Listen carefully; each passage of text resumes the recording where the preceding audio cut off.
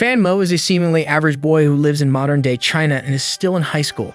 His everyday life is riddled with problems because his family is very poor, with his father working day and night as a driver just to make the ends meet, and a crippled stepsister who is unable to do anything by herself and has to be taken care of for every task. One day, he drifts off to sleep wearing a heirloom pendant, dreading the next day where he has to live his sane life when he is transported into a fantastical world of magic and monsters. Despite entering a new and mystical world, his personal life is the same as it was in the old and plain world. His family is still poor, with his hard-working father struggling to pay the bills and a crippled stepsister to take care of. He sits the entrance exam for Magic Senior High School, but turns it in early because he doesn't know anything about magic. You see, he only had 3 months to study 9 years worth of material. Passing the test is required for anyone who wants to be a mage because it is the basic qualification that allows students to gain their magical talent in the Awakening event. A bunch of classmates behind him discuss what talent they want to have and start simping over a blue-haired guy named Bai Mu because he is pretty much guaranteed to become an ice talent mage like the rest of his family. Ice is one of the most powerful elements. Fan Mo walks over to his dad, who has been eagerly waiting for him outside the school. He asks him how the exam went, but Fan Mo is too ashamed to say anything. Understanding his silence, his dad tells him not to worry because he found him a well-paying job opening for a driver in a neighboring city. Not wanting to be a driver, Fan Mo begs his dad to give him another chance to become a mage that everybody respects. He refuses to stay a loser in this magical world. His dad senses his determination and tells him he will think of something if he is serious about it, and they both walk back home. The next day, he and his friend return from school together. The friend tells him Ningsu Mu had returned from the capital earlier that morning and that she looks even more beautiful than before. Fan Mo brushes it off and doesn't give any response. He notices his dad talking to a snobby-looking man named Mr. Mu, who he has been working for as a driver for years. He begs Mr. Mu to use his influence to get Fan Mo admitted to Magic Senior High as a favor. Mr. Mu scoffs at him, saying that not only did Mo Fan fail the exam, but he had also once tried to elope with his daughter, the heiress of the Mu family. His dad doesn't back down, saying that he will do anything in exchange for his son getting into the school. Mr. Mu agrees to help him if he pledges his house to him, and his dad agrees. Later that night, the dad tells Fan Mo that he got him admitted to the school by talking to one of his friends who is a director of Magic Senior High School. He also says that he will give the house up for rent because both him and his sister will be staying at the school full-time, and the dad is always out on his driving job anyway. Fan promises to be a powerful mage one day and make his family happy and wealthy. While doing his homework at night, he procrastinates just like you were while watching this video. Instead of studying hard to become a mage and help his family out, he recalls the time Ningsu Mu had requested him to take her away from her house. They had run away together but didn't get far before being caught. After that, Mr. Mu, along with his gang, broke into his house to beat up Fan Mo and his father for attempting to elope with the heiress of the powerful family. He still clearly remembers how Mr. Mu threatened to break both his legs if he ever laid eyes on his daughter again. The day of the Magic Awakening event, when all the students awaken their magical talent and begin their paths toward becoming a mage, finally arrives. Everyone receives a badge that will bear a specific symbol once their power awakens, along with 7 stars. Usually, the 7 stars are dark at the beginning, meaning the person is just a beginner. The stars start glowing one by one as the person becomes stronger. Having topped the exam, Bai Mu goes first and touches a crystal ball in front of the class to awaken his talent. As expected, he gets the ice talent like everyone in his family. Even one of his stars is glowing, showing he is already more skilled than the average beginner. Fan Mo goes last while everyone makes fun of him as he approaches the crystal ball. Nothing happens when he puts his hand over it, making everybody laugh. He tries once again with a renewed focus, and this time, a bright purple light beams out of the crystal ball. Everybody, even students from other classes, crowds around him with awe to see the purple light. Purple signifies the thunder element, the rarest and strongest element known to the world. Fan Mo enters a state of daze and remains standing with his hand on the ball for a long time. Everyone in the class has left when he regains his senses and notices that the ball has now turned glowing red. Fan Mo realizes that he has awakened not one, but 2 of the most powerful elements. But for some reason, his classmates don't remember seeing him get the thunder talent. He can't wait to prove his classmates wrong with his newfound talents. 2 months pass since the awakening, and their teacher explains how to complete the magic release. The goal is to control the 7 stars that move at will in everyone's spiritual world by focusing your mind to bring the stars into a fixed and stable orbit. Achieving this causes one to complete the magic release, granting them their magical powers. Bai Mu already has control over 5 stars, the highest in the class. Fan Mo is the furthest behind, only being able to control one of his stars for his fire talent. After school, he sulks around over his mean classmates. He is frustrated that nobody knows he can already control 6 of his stars in his thunder talent. Still, he always somehow loses at the 7th star, making him unable to unlock his thunder abilities. While walking, he runs into his younger sister Xingxia at a park. He realizes she is stuck sitting on a swing because a group of delinquents took her wheelchair away. The leader likes her, but since he lacks the raise to actually win her love, he thinks blackmailing her by taking her wheelchair until she agrees to be his girlfriend is a good idea. Infuriated, Footman confronts them to take her wheelchair back, but they put up a fight. Ready to fight for his sister's honor, he channels all of his will into aligning the stars of his thunder talent. He successfully unlocks his first thunder ability, Wrath of Thunder, and electrocutes the leader. After learning he is a mage, the others get terrified of him and run away. Once gone, he returns the wheelchair to Xingxia, and she tells him how proud she is that he can use magic. Back at home, Fan Mo practices aligning his fire stars in the bath because he desperately needs to pass the final exam. His father is taking a big risk by taking the driver job in the neighboring city because the surrounding cities have regular monster attacks.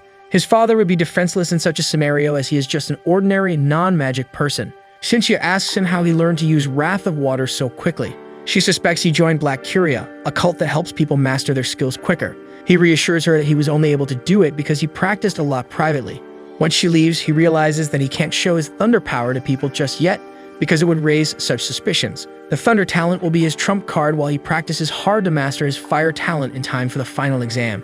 One day, a new practical magic teacher comes into class and introduces herself. Yutang is a fire talent mage, and all the boys instantly fall for her looks and badass abilities. Fan Mo also gains newfound motivation after watching her demonstrate her fire burst trick. However, while Fan Mo spends all his time working hard on honing his skills and showing gradual improvement in his classes, Bai Mu and Mr. Mu scheme over ways to make him fail like cartoon villains. They're still salty over the elopement and want to ruin his life for the incident. Mr. Mu plans on sabotaging his final exam by using a dark stone. The dark stone looks like a normal black pebble, but it has the ability to absorb magical energy from anything it touches. With the help of a corrupt teacher, he plans on having the stone planted under the crystal ball during Fan's turn to absorb the light coming out of it, which would indicate a poor performance worthy of a failing grade. With just a month remaining before the exam, their teacher explains the grading process. Students must touch the crystal ball, which judges their magical ability and glows in proportion to their strength. So the stronger a person is, the brighter the ball glows. Students can be graded between D to A, with D being the failing grade. Bai Mu asks the teacher if they will have to perform a magic release, like a nerd. The teacher points out that expecting a magic release from students within a year of learning is unreasonable, and so is not mandatory. However, if a student can pull it off, they get promoted to the elite class and are given a star bracelet, which enhances their abilities like an EXP boost. On the day of the final exam, Ningxu Mu comes to oversee the students' performance. Despite being the same age as them, she's a student at the prestigious Imperial College and is an expert at using the ice element. Bai Mu is hyped to prove his worth in front of her and at the same time show how weak and incompetent Fan Mo is. Ningxu demonstrates her power to the school by touching the crystal ball, causing ice to spread from the ball down the podium and all the way to the ground near the students' feet. The poor crystal ball breaks down the middle. A new ball is placed on the podium, and the students are called one by one to the stage. Fan Mo's only friend, brown-haired Xiao Hao, gets an A, motivated to try harder. He is the first to attempt a magic release but fails. His classmates move him off the stage, proving how this school has the worst people ever. Miss Tang pats him on the back and tells him it was a good try. Thanks, Miss Tang. Bai Mu goes next. The crystal ball glows super brightly with 2 halos around it. He gets an S grade, higher than the usual A. Noticing Ningxu in the audience, he also asks to perform the magic release. He successfully aligns all 7 of his stars and launches a line of creeping ice to freeze the target. He gets a good B grade for the magic release. His performance puts even more pressure on the next student, who just happens to be Fan Mo. The examiner and Mr. Mu share a cheeky smirk before he goes on stage and secretly places the dark stone under the crystal ball as planned. Fan gets on stage and places his hand on the ball. To his surprise, the ball releases the weakest orange light. He tries again and still fails. Mr. Mu uses this chance to tell Ningxu how incompetent he is and how he has disgraced his family for not even managing to pass this exam. Ningxu remains silent as everyone else ridicules and makes fun of him. Fan doesn't stop trying, and eventually, the stone breaks after absorbing too much power. After that, the crystal ball brightens with 1 halo around it. The teacher gives him a B. Miss Tang, who was watching the whole time, suspects the crystal ball is faulty and appeals for a reevaluation of Fan. The students support Miss Tang, thinking she must be saying that because she believes Fan Mo deserves a lower grade. The teacher begs Miss Tang to drop her claim because he doesn't want Fan to fail in a fair retest. But Ningxu steps in and also presses for a retest. Another crystal ball is brought in immediately. As soon as Fan touches it, the ball glows a blinding red with rays of light encircling his body. With the Escra-82, asked to perform a magic release. Once the target is placed in front of him, Fan Mo expertly launches a big ball of fire, setting the target on fire and earning him a grade for the release. Recognizing his potential, a Mr. Mu with a better hairstyle and higher standing than the usual, Mr. Mu calls him and invites him to be a part of the Mu family and offers him a Fire Star bracelet to better harness his powers. To everybody's shock, Fan Mo not only turns him down, but insults him and the family for belittling his father, treating him like a lapdog, and for breaking into their house to beat up him and his father, causing his father to receive a back injury that never healed. Mr. Mu tries to retaliate by using his ice powers, but the principal intervenes by pointing out no violence can take place within the school grounds. He asks Fan to apologize for disrespecting his elders, but Fan refuses. Mr. Mu threats to have him expelled, but the principal retorts that he won't be expelled while he holds his position. Bai Mu challenges him to a duel to set things straight. Mr. Mu doubles down on the idea and declares the duel will be fought between Fan Mo and Ang Yu, his adopted son who is even stronger than Bai. Fan agrees and decides that if he loses, he will apologize to the Mu family, but if he wins, the Mu family has to apologize to his father. According to the mage laws, duels are forbidden between underage mages, so they set up a date 2 years later to settle the fight once and for all. Ningxi smiles at Fan Mo before leaving with the rest. The next semester begins with Fan Mo at the top of the elite class. The teacher explained that there are 3-star bracelets which will be given to the top 3 students in the class for 1 month. However, as punishment for insulting the Mu family, Fan will only have the bracelet for 10 days, after which it will be passed to the 4th student. Since the bracelets are limited and highly valuable, a student returning them late or damaging them will not only result in their expulsion but also a ban from ever becoming a mage. Later that night, Fan stares at the bracelet while sitting alone in the dark. Every time he takes the bracelet out of his pocket, the mysterious pendant on his chain starts levitating. He puts the bracelet on when the pendant lifts up, unwinds, and the mouth of the fish opens up to eat the bracelet whole. Fan Mo frantically tries to get the precious bracelet back when Miss Tang approaches him from the back and correctly guesses that he lost the bracelet. He explains what happened and shows her the pendant. Upon inspecting it, she realizes that it is a one-of-a-kind magic gear that feeds on other gears like the bracelet and spurts to increase its boosting power. This explains why he was able to unlock 2 elements and how he was able to progress much faster than his peers. She advises him to keep the pendant a secret from others and grow it by feeding it other gears. She assures him she will take care of the lost bracelet matter and disappears. A few days later, the class goes on a field trip to Snowy Peak Outpost, a 24/7 heavily guarded place beyond which many man-eating monsters live. Fan goes there with his pendant clearly visible above his plain white t-shirt. Smart. The instructor there assigns them on a bounty hunt assignment. To cut them some slack for their inexperience, the whole class will be given an A if at least 1 student completes it. However, if nobody completes the hunt, the whole class fails. The students decide they'd rather give up to avoid risking their life, but the instructor calls them out for their cowardice despite being part of the elite class in the best magic school. He says that the students that successfully hunt down a monster will be awarded with a magic armor, a piece of magic gear that costs thousands. Fan, determined to get stronger for the duel, sets his sights on killing a monster. The class splits into different teams to explore the wilderness beyond the outpost, using their powers to get rid of any obstacles. 2 teams, which includes Bai Mu and Fan Mo, reach the cave that the instructor had ordered them to find. Their job is to inspect the cave to check if there are any one-eyed wolf demons remaining there after they were wiped out by the outpost mages, and to look for a star bracelet that the instructor lost down there. While the others scout the large cave in groups, Fan gets fixated on the pond outside the cave. His friend asks him what he's thinking. Fan points out that the pond is only half full despite it having rained right before they had arrived to the outpost, and the water line is still visible, indicating that something huge must have drank half the water from the pond. The friend panics and rushes to tell the others. Of course, they don't believe him and Fan and tell him to stay behind if they are too scared to enter the cave. Literally 10 seconds after entering, they face a giant wolf, causing everyone to scream and run around. Bai Mu tries to use his powers, but fails to concentrate and almost gets bitten by the wolf. Another fire student tries to take it down, but Fan Mo carries her away before it pounces on her. While all the students are losing their mind, the instructors and teachers watch them from atop a cliff. In reality, the wolf isn't a one-eyed wolf demon, but is simply one of the instructor's much less fierce pet archwolf. It is simply a test to see if the students can use their magic in real dire situations. Just when the lead instructor believes none of the students are up to the mark, they see a flash of blue light come from the cave. Bai Mu successfully uses his level 1 creeping ice ability to lock the wolf in its place. After seeing Bai succeed, the same female student breaks out of Fan's hold and runs back to the cave to fight the wolf as well. All of her level 1 fire burst does is to melt the ice that Bai casts and set the wolf free completely unhurt. Another student with the thunder talent tries to save them, but it only stops the wolf for a couple of seconds. Realizing that level 1 magic has no effect on the wolf, Fan finally focuses and unlocks his level 2 fire ability, Cremation. It sets the wolf on fire, causing it to leap into the pond. The instructors and teachers are delighted to see a talented mage among the students, but the Wonder realizes that he no longer has control over the Archwolf. So far, the owner had it under his control so that it would not hurt the students. Now that it is completely free, they are under actual danger. The wolf first targets the girl, but Fan's brown-haired friend uses his wind powers to quickly take her away from the wolf's sight. Bai Mu tries to follow that with an attack, but the wolf jumps over him and tries to reach Fan. They all run deeper inside the cave while the wolf follows them. One of the classmates suggests they should run away while the small group fights the wolf so that their deaths aren't wasted. Thankfully, the others refuse to leave behind their friends. At this point, the lead instructor charges into the scene with angel-like wings and asks where the wolf is.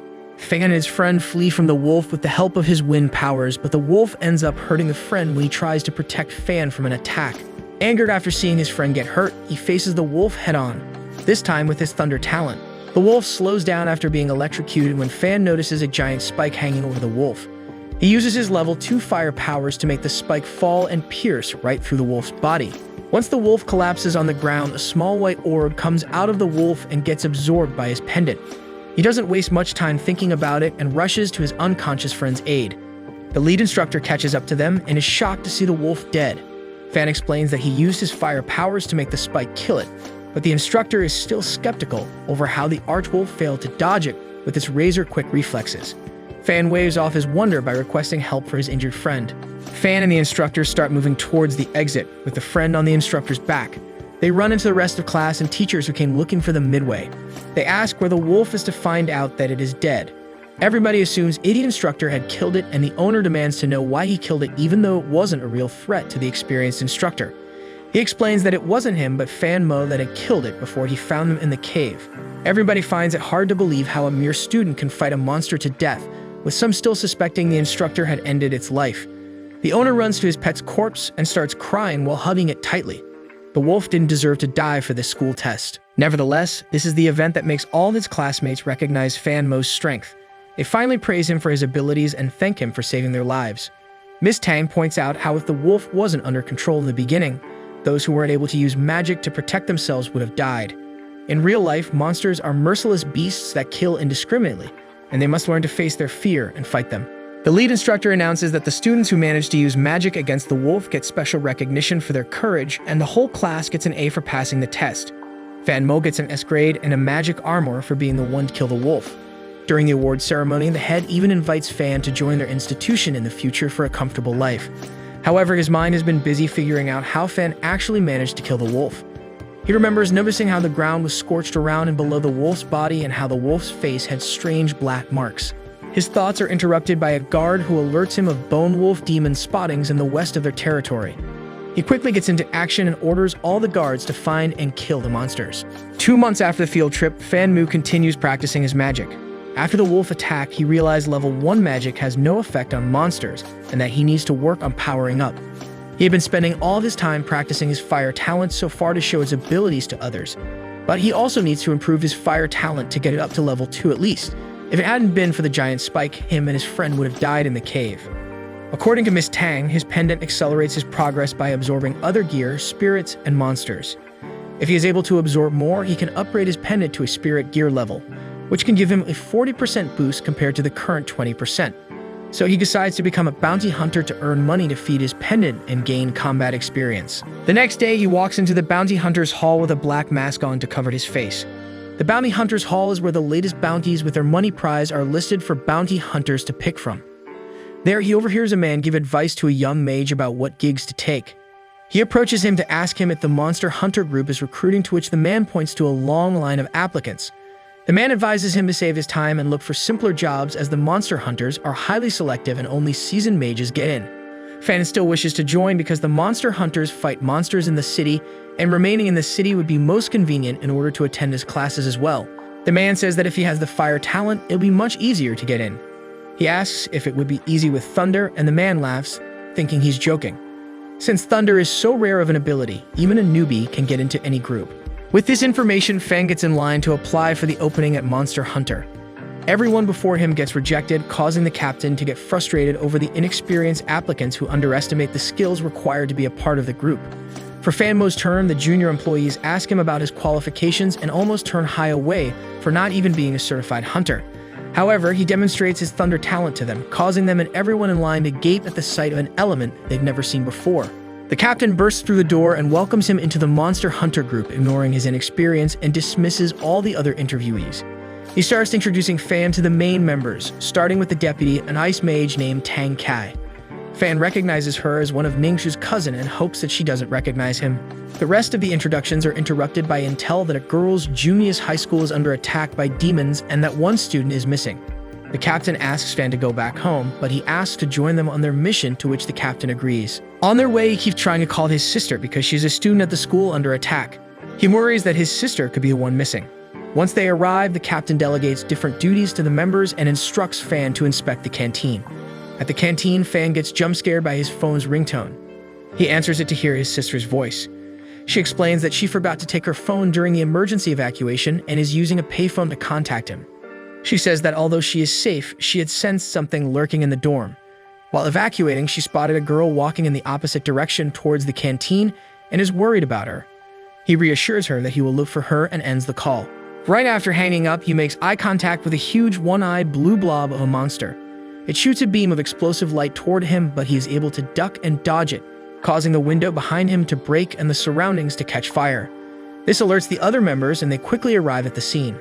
The water mage blocks another beam of light that would have hit Fan with a wall of water. They tell Fanmo to retreat so that the experts can take care of it. They expertly maneuver around the monster's beams, while the captain uses his fire abilities to control the fire in the area to follow the demon. It gets roasted alive once his level 3 firestorm hits it in one strike. They relax once they think the threat has been taken care of, but the demon somehow survived the attack and opens its eye. It pounces at the off-guard ice mage Tang. The captain orders the water mage to block it, but it simply passes through her shield and makes a gash on her clothes. Fan is the one to react quickly enough to take it down before it causes further damage by casting his thunder serpent power. The captain yells at the water mage for failing to stop the demon. He doesn't want to hear her apology because an apology in their group means someone's life could have been taken. He praises Fan for his amazing reflexes and promotes him as a full-time member for his good work. Later, Fan notices the rat demon's spirit as a yellow orb float out of his body and get absorbed in his pendant like the wolves had, but realizes that nobody can else see it. The Monster Hunter's mission is not over yet. They still haven't found the missing girl yet. Some of the members only spotted a tunnel in the kitchen filled with the demon's footprints. They deduce there are more than just the one Cyclops rat demon they faced, an operation the scale of which will need to be handled by the Association of Magic Societies. After having alerted them, the monster hunters leave the school. On their way back, one of the members who found Fan's phone on the canteen's floor points out that he has many missed calls from the same number. Fan returns home to find his sister by a payphone. She is so relieved to see him safe that she tries to get off her wheelchair. He comes to her and hugs her, reassuring her that her brother can now take care of monsters and has gotten rid of the one in her school with help of his team. He recounts the story lightheartedly to make her feel comfortable and tells her that her highest priority should be to protect herself for his sake. Meanwhile, at the Giant Mu residence, Ang Yu, Fan's future duel opponent, has been leveling up quicker than his peers. He has already reached level 2 of his ice talent and should reach level 3 within a year, with which he will have the ability to freeze a huge area around him. Despite this, Sang is still dissatisfied with his progress because Ningxu is ahead of him. Mr. Mu tells him he should only be concerned with defeating Fan at the duel, an accomplishment which will earn him rewards from the master. He then goes to the cooler Mr. Mu and asks him why he has to duel Fan Mo, since he is an unworthy opponent. Mr. Mu agrees with his sentiment, but says he had no choice because it is what the principal and master wanted. As a bonus, he believes that winning the duel will be the first step towards Aang controlling the city. That's not all. As another bonus, the Sacred Spring is at stake. The Sacred Spring is a place where only one person is chosen to train in each year, and all schools and big families hope to score the position. Demonstrating his overwhelming powers in the duel will make him a candidate for the spring. At the same time, the other Mr. Mu and Bai meet at a garden to scheme as well. Bai notes that the master seems to favor Aang a lot and asks if he could be the next leader. Mr. Mu says that Ningxu is the only true heir to the Mu family, and that the master is only using Aang like a dog so that Ningxu can use him as a stepping stone to her position at the top. Over at the Monster Hunter's headquarters, Fan gets his first fat paycheck. As a full-time member, he is excited to get a hefty amount for each mission as well as bonuses. This will let him feed his pendant quickly and level up even quicker. Due to his new gig, he doesn't attend school as much. One day, when he gets the time to show up to class, Min Jiao, the girl he saved from the wolf, approaches him. She asks him if he'd be willing to go out with her. He assumes she's fallen for him and agrees. He expects to go to a movie or a restaurant on their first date, but the address she gives him leads him to an empty alley. When she arrives, she starts talking about regular tremors occurring in the area. Confused, he asks her why she asked him out. She clarifies that her grandmother's lives in a building nearby and that she has been experiencing frequent tremors at night. Worried that something might be wrong, she thought to ask him for help to investigate the area for monsters. He agrees to help and feels pretty confident about handling the issue since he's already taken care of 7 to 8 monsters on the job now. He takes a small bag out and opens it to spill revealing powder, a magical powder that reveals traces left behind by monsters. He investigates the newly emerged footprints and deduces it must be hiding in plain sight. At that instant, a giant one-eyed wolf emerges from the ground with a snack in his mouth. They watch it feed on a dead human, somebody who must have been homeless. It must have been lurking in the city for a while, hunting on the homeless because they are less likely to be detected missing by the police. This wolf is twice as big as the one they had faced on the field trip. Min is terrified and begs Fan to leave the place. He asks her to run away on her own, evacuate the block, and alert the police. However, Min says she isn't waiting and has the police on dial. The wolf immediately tracks the sound of the dial and chases them. Like last time, Fan carries her away from it and sets the path behind him ablaze with his level 2 cremation ability to buy them some time. The wolf is super strong though and keeps following them without seeming to care about the fire. He tells her to leave again and let him deal with the wolf. She refuses to leave him since there's no way students like them can face this demon alone. Still, he pushes her away and practically forces her to flee from the area. Now alone with the wolf, he pulls out the magic armor he was awarded to build a force field of thunder, but instead gets pushed back. Next, he tries to use his fire powers but is interrupted by the timely arrival of Tang Kai, the ice mage, who happened to be in the area when Min was alerting the civilians to evacuate. She casts a strong ice spell to freeze the demon's legs in place. Without his black mask, she recognizes the boy on the ground as Mo Fan, the one who disgraced the Mu family, and sternly tells him to leave. She contacts the captain to tell him that the wolf is probably a one-eyed wolf that has become mutated by absorbing the power leaked from the sacred spring. She requests Fan Mo, the masked monster hunter member with the same name as the Mu family's enemy, to arrive at the scene and sedate the demon with his thunder abilities. Surely the matching names are a coincidence, not suspicious at all. Fan rushes in last, with all the members already there waiting for him. They had built a dome of ice around the wolf by the time of his arrival. He uses his level 1 thunder power to sedate it. The Capitan decides the best course of action is to wait until members from the Magical Societies associations show up to handle the situation, since using his fire powers may simply melt the ice dome and let the wolf loose in the city. The wolf eventually breaks out of the dome and starts evolving into a thorn-faced wolf, with spines growing out of its back. If it transforms completely, it will become way past the Monster Hunter's leagues. The captain commands his members to kill the wolf immediately before it fully evolves and wreaks havoc on the city. Despite all their attempts to slow it down, it still keeps evolving and melting the ice around it. The captain decides to rip the band-aid and uses his fire burst and firestorm spells to go on the offense full throttle. It doesn't have much effect except melt all the ice and set the monster free. It pounces at the hunters, but the water mage conjures a sturdy wall of water to block it, but it merely slows it down for a few seconds. The captain follows up by using his level 2 cremation power, while the earth mage makes pillars of rock appear in front of the wolf. The wolf runs right through them like they're made out of Play-Doh. Another wall of water appears in front of the captain to protect him, but the wolf penetrates it, causing the captain to get assaulted with a wave of water. Ice doesn't have any effect on it either, and the wolf deflects the ice shields they conjure with its tough spines. One of the shards hit the captain, dealing severe damage to his arm. Fan uses his level 2 thunder ability to cast a thunderstorm. Being particularly vulnerable to thunder, this is the first move that slightly hinders the wolf. It struggles to move past the thunderstorm, while its evolution also slows down. While Fan keeps it at bay, 2 hunters carry the captain to a safer distance. The party, knowing they have no chance of beating this monster, considers retreating, while Fan holds it back as long as he can. Infuriated at the suggestion, the captain reminds them of their duties as monster hunters. If they hold their ground, at least they can keep the wolf in control until help comes, even if they lose their lives doing it. However, if they flee, thousands of innocent civilians will die. Despite his grave injuries, he stands up straight and helps Fan with his fire magic. Right at that moment, a flood of water appears out of nowhere and submerges the wolf. The mages are shocked to witness a mid-level water-powered tsunami in front of them. That well-dressed, long-haired man approaches Fan from the back and tells the monster hunters to stand back as he takes care of the beast. He then sprints towards the weakened wolf and summons the mid-level tornado skill. A tornado appears, sucks the wolf into its spinning vortex, takes it to a great height, and drops it to its death. The spirit of the dead thorn-faced wolf gets absorbed by Fan's pendant. Turns out the man is Mr. Yang, an experienced and powerful member of the Association of Magical Societies. He and the hunters discuss if they should sound the city alarm due to the recent high-volume emergence of monsters in the city. Mr. Yang thinks the alarm would only cause panic among the people and recommends increasing manpower for city patrol for the time being. After the mission, Fan tries to figure out what's up with his pendant.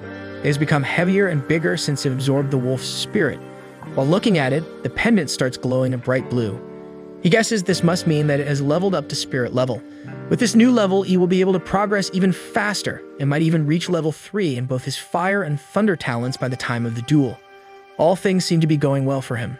The next time he meets his sister, he gives her some of the money he's earned as a hunter to buy a phone to replace the one she lost on the day of the school monster attack. She shares that she's awakened the healing talent, a type of white magic. Usually, beginners can only awaken elemental magic like fire, thunder, water, etc., but her teacher said there are some exceptions. She says that she knows whatever he's doing to earn money is dangerous and offers to help him with her magic if he ever needs it. The next day, Fan goes to the principal's office to discuss the upcoming duel. It will take place on the day of Aang's coming-of-age ceremony, and the new family is making it a huge deal by inviting all the celebrities and big names to the ceremony. The intention is clear. They intend to make the duel the event's highlight and showcase Aang's abilities. The principal points out that this is only one of their motives. They also wish to secure Aang's place in the sacred spring that year. The school wishes to send their top student, Fan, to train there, since only a single mage is allowed to train there each year. Fan will have to defeat Aang to prove his worth for access to the spring. Even though they believe Aang has the upper hand in terms of magical and training resources, they ask Fan to give his best try at the duel to earn the school some recognition. He realizes that even his own school doesn't have much faith he will win.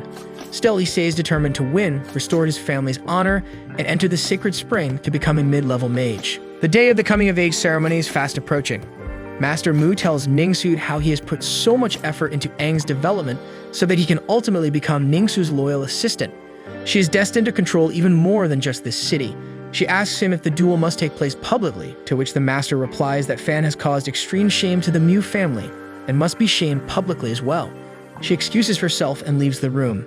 She approaches Fan sitting alone in a spot overlooking the Mu mansion, from where he can see the stage of the duel that will take place the next day. She advises him to skip the duel and run away from the city because Aang will show no mercy. Fan turns down the idea, explaining that her father is a bully who would relish in backing down. He wishes to honor his own father, who has worked all these years to raise him and his sister without their mother, who abandoned them shortly after Xingqi's birth. He never complained, even after being beaten up and shamed by the Mu family for his son's mistake. He wants to prove to his dad that all he gave up for him to become a mage wasn't a waste, while also proving to the world that his dad isn't a fool. The ceremony day finally arrives. Tang graciously greets the monster hunters at the mansion, but immediately changes her tone when Fan arrives unmasked. The other hunters miss their teammate Mo Fan, who said he couldn't come that day. When they see Fan's back while walking inside, they feel like they recognize him from somewhere. Tang explains that they had seen him briefly when arriving at the wolf demon's scene, before she had ordered him to leave. They find more similarities between Fan and Mo Fan, but Tang assures them that their Mo Fan is 10 times more talented. Fan's classmates meet him while he gobbles up food before the duel. They come to show him support, but he seems carefree enough on his own. His dad was also invited to see the duel. Master Mu takes to the stage to raise a toast to Aang and his future in leading the city. Amidst the cheering, he announces the duel to the guests. Everybody gathers at the arena to spectate the much-awaited duel. Aang confidently strides toward Fan, armed with at least 3 kinds of magic gear. The two firmly shake hands, Aang casting a spell to freeze their hands while Fan counters it with fire spell to melt it. Then they take up opposite positions in the arena, facing each other. Master Mu signals the duel to commence. Aang goes on the offense first by sending a sheet of ice using level 2 magic, which Fan promptly melts with fire burst. Fan retaliates with multiple level 2 cremation fireballs, which Aang dodges with swift speed thanks to the magical earth element shoes he has equipped. Aang surprises the crowd by unleashing the level 3 ability, Creeping Ice Storm, to rapidly freeze the whole arena ground. The ice storm is capable of freezing a one-eyed wolf to death in a matter of minutes. It seems to be a quick end to the duel, but Fan persists with a wall of fire to protect him from the cold. It is, however, snuffed out eventually. The principal insists on ending the duel at that point, as the ice storm may kill Fan, but Master Mu prolongs it by saying the fire mage should be able to withstand for longer. Fan tries to unlock his level 3 firepower for the first time, but the sub-zero temperature makes it hard to concentrate, and he has always failed at focusing the 5th star into orbit. However, the desperation of saving his life allows him to align all 7 stars. He casts a powerful level 3 ignite spell, successfully keeping the ice at bay. He then launches attacks on Aang, who dodges them with his shoes. Fan decides to use a different weapon and unleashes his newly obtained level 3 firestorm attack. The large-scale offensive spell hits Aang, causing him to hit the ground and injure his legs. The audience is in awe to see a beginner from a poor family take Aang down. Aang is not done though. He gets up and removes his scorched cloak to reveal magic armor underneath. The head instructor from the Snowy Peak outpost, who was watching the duel, gets up from his seat and announces Fan to stop fighting. The magic armor is fireproof, and the audience has already recognized his great abilities. Aang scoffs and eggs Fan on, saying he should surrender because his poor father can't afford anything to make him win. Not wanting to hear yet another insult being thrown at his father, Fan refuses to surrender. He finally pulls out his trump card, his Thunder talent. Everybody, including Aang, is beyond shocked to find out that he has not one but 2 of the strongest elements at level 3. He unleashes a mighty thunder dragon that penetrates Aang's armor and shatters it to bits, ending the duel once and for all. The amazed audience cheers for Fan's victory while the Mu family bang their heads against the wall. Fan, the hero, is finally able to make his hardworking dad proud and proves to the world that he and his family are worthy of recognition and respect.